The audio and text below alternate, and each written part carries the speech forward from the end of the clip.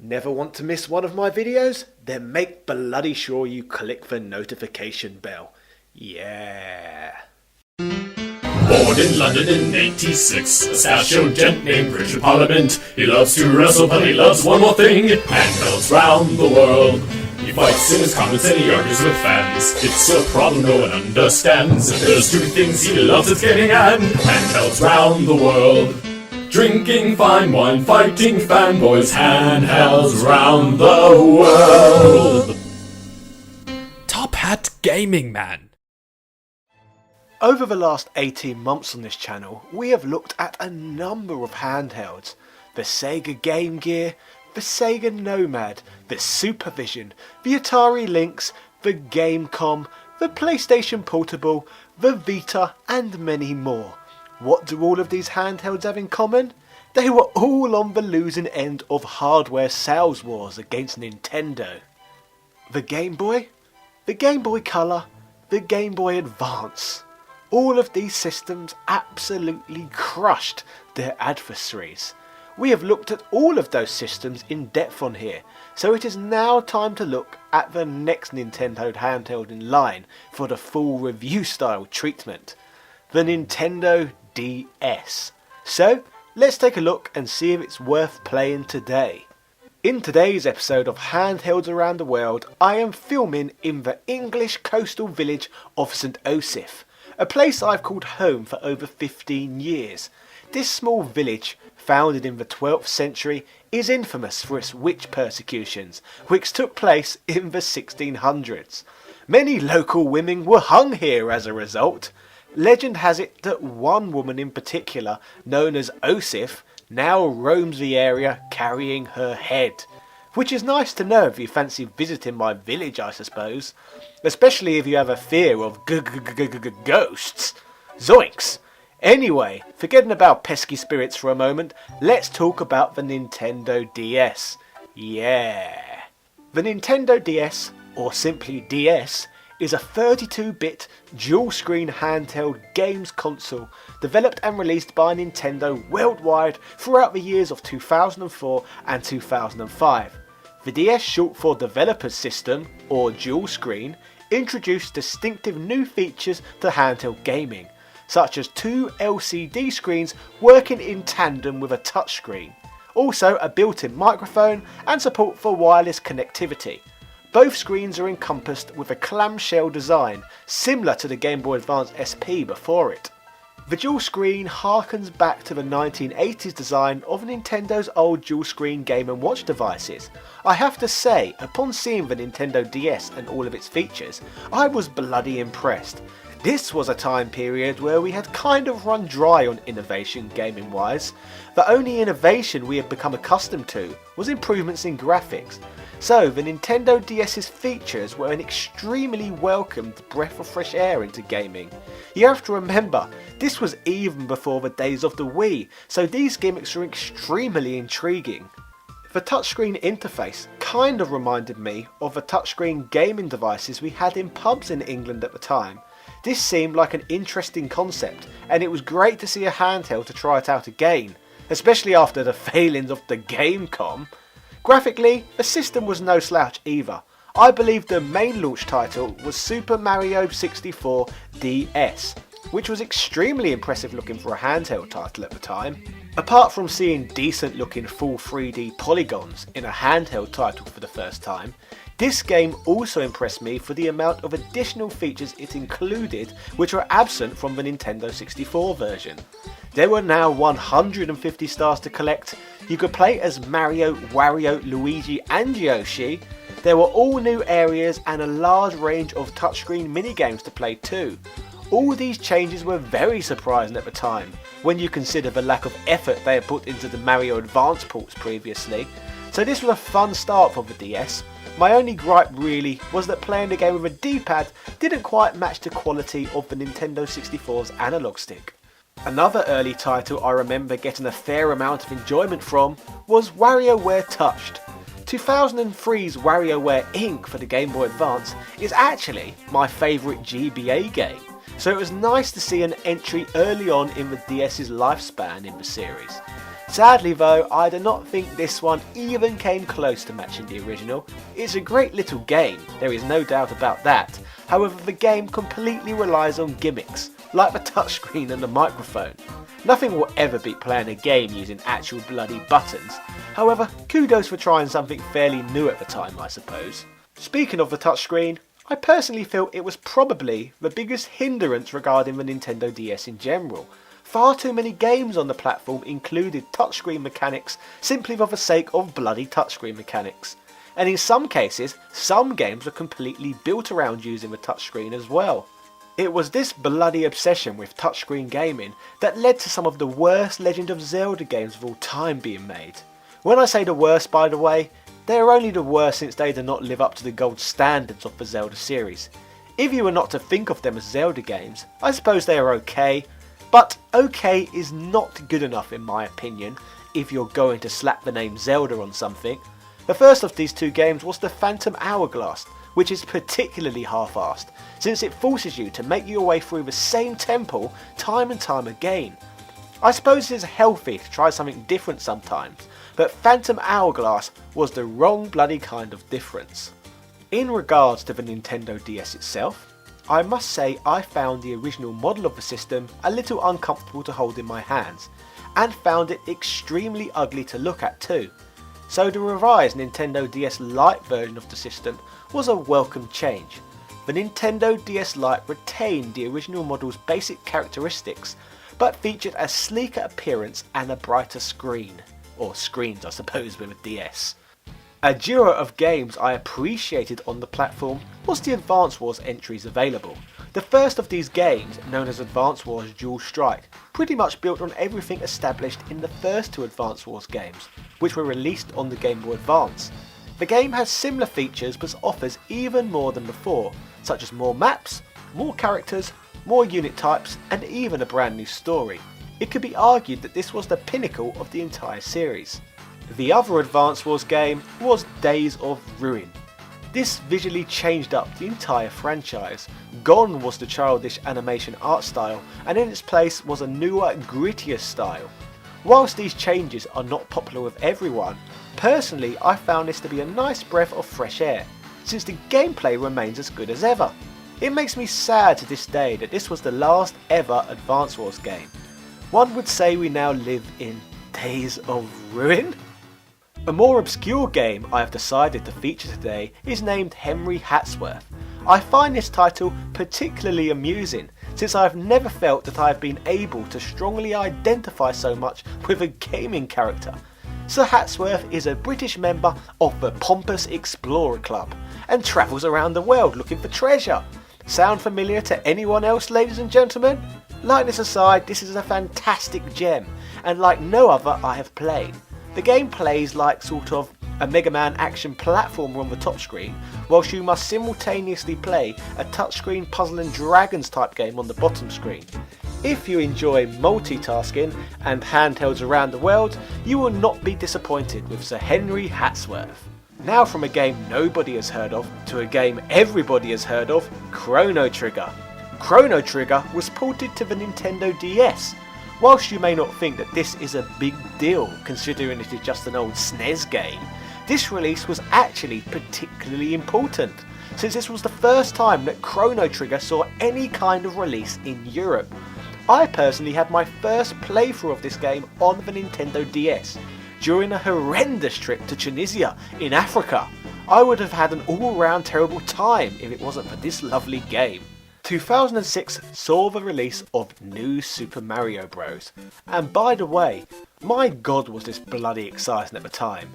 We hadn't had a true new 2D platforming Mario game since Mario Land 2 on the Game Boy. And to be fair, New Super Mario Bros. Was worth the wait.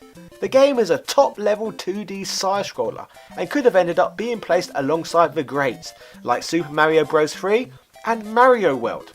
In terms of importance though, I do feel Nintendo ended up diluting the crap out of this game, going on to release New Super Mario Bros. Wii, New Super Mario Bros. 2, New Super Mario Bros. U, and New Super Luigi Bros. Sadly, these all pretty much handled and play like the same game. Sometimes less really is more. In terms of the Nintendo DS platform itself, after the DS Lite, another model was soon released, called the Nintendo DSi.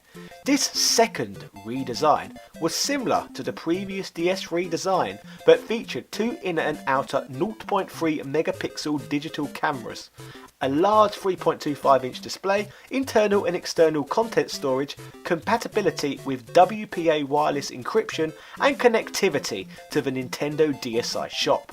The device's plastic also has a smooth finish as opposed to a glossy finish like with the previous model of the handheld. To be fair, this model is essentially an expensive downgrade to its predecessor, since the DSi removed the system's backward compatibility with the Game Boy Advance.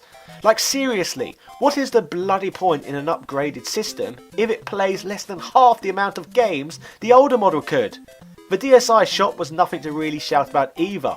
Off the top of my head, I cannot think of any games available which were particularly groundbreaking.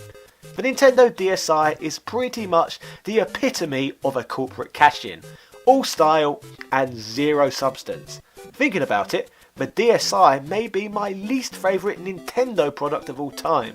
Give me a 64 disk drive any day of the week. Moving on from something annoying to something good, Grand Theft Auto Chinatown Wars was a fantastic little game that gets nowhere near the credit it deserves. Chinatown Wars was the first and only time GTA was done on a handheld right, and surprisingly, it is a game I remember playing where using the stylus is actually fun for a change.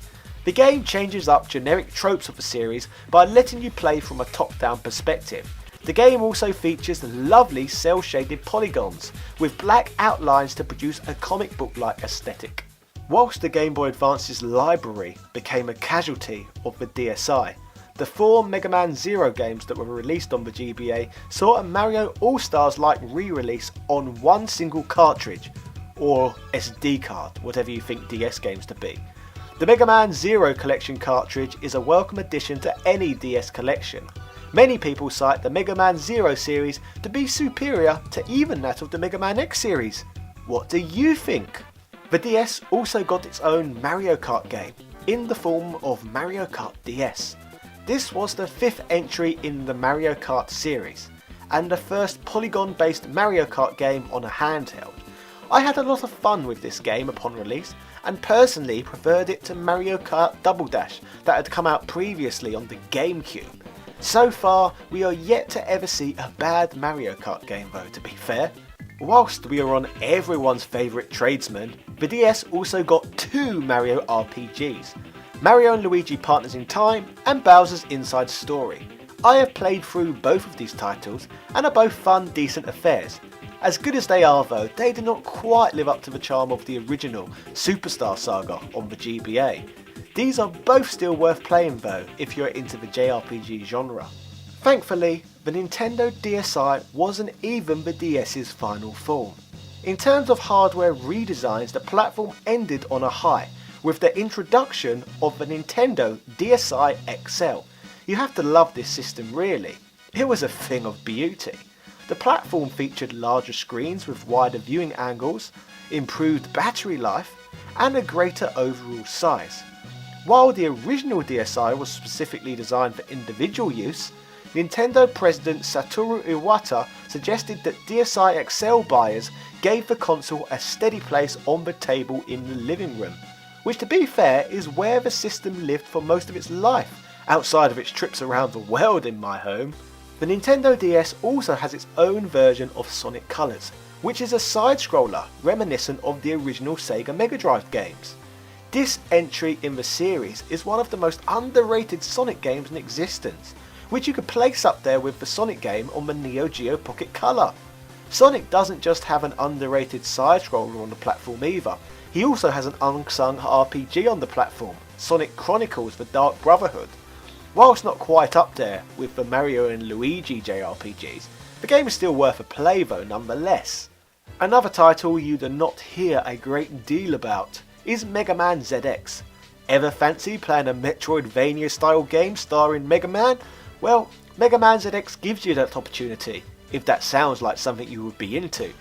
Its high level of difficulty was enjoyed by some but criticised by others. The gameplay, presentation and level design is all pretty spot on. However, the game features a slightly confusing world map and some frustrating difficulty overall. But I suppose that's all part of the Metroidvania gimmick, eh? Speaking of Metroidvania, the DS also has 3 decent Castlevania games. However, I am not going to talk about these any further, since I recently covered them in a whole video I made dedicated to handheld Castlevania games. So why not check that out after you've watched this video? I could carry on talking about great DS games all day. However, I am going to wrap this video after speaking about this franchise. Pokemon Diamond, Pearl and Platinum were the first of many main series Pokemon games released on the Nintendo DS. Personally, at this stage I wasn't 100% sure if the franchise has already had its day.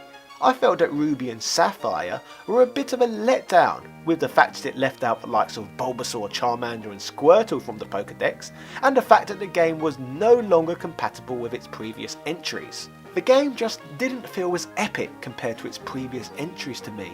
To top all of this off, the remakes of the original Fire Red and Leaf Green to me marked the end of the franchise. It was as if they were re-releasing the old ones rather than trying to make new ones because they'd run out of ideas. So Diamond and Pearl was a pleasant surprise. Whilst not the best Pokemon games by any stretch, it was a step in the right direction. Backwards compatibility was back, a full Pokédex was included in the game, and best of all, you could now trade online, making catching them all more achievable than in recent years. I am quite fond overall of Diamond and Pearl, I suppose. Next, we got remakes of Gold and Silver version, in the form of Heart Gold and Soul Silver. Again, nothing to complain about here, especially since Gold and Silver were probably my favourite games in the franchise up until this point. Further to this, we got Black and White version, which I remember, storyline wise, were a little bit more interesting than the last few Pokemon games we had. Black and White is certainly a game which you could debate a case for being the best Pokemon games of all time. The games are also notable for beckoning 2 generations of Pokemon onto the same handheld for the first time. Pokemon wasn't done there though with the DS. Finally, we got Pokemon Black and White 2, which to be fair I could never manage to play through due to the Pokemon level of overkill on the platform. I was certainly not ready to catch them all a bloody game. Again. Anyway, ladies and gentlemen, there are many more great DS games, and sadly I am just scratching the surface of this platform in this video. I have left bloody loads out, but that is what you have to do when you cover a system as great as the Nintendo DS. So is the Nintendo DS worth playing today? Of course it bloody is. I just wanted to make this love letter to the platform. The DS is an all-round great handheld, and its only weakness really is that it sometimes has an over-reliance on the use of a stylus for gameplay mechanics. If you can overlook that though, there is obviously a lot of fun to be had with the platform. So before I go, let me ask you a question. Where do you place the DS library within Nintendo's handhelds? How good is the DS? Is it better than the Game Boy? The Game Boy Advance? The 3DS? Let me know in the comments section, and why. Thank you for watching today's video. I hope you had fun watching me blow smoke up Nintendo's arse for a change. Don't forget to like, comment and subscribe, and to check out some of the hundreds of other videos on this channel. I have been producing in-depth content like this every single week for nearly 2 years now. And people say YouTubers are lazy. Shout outs to Shizuka Kabayashi, David Mountford, Andrew Bazansky, Atanas Garcia, Edward O'Reilly, Peter Dawn, Retail Archaeology, Synth Spacies, Victor Rain, Kevin Fahili, Minty Oblivion, Seflin, and all of my other patrons. Thank you for all of your support. Yeah. If you want to be added to this prestigious list, then check out my Patreon page. Ta-ta and farewell.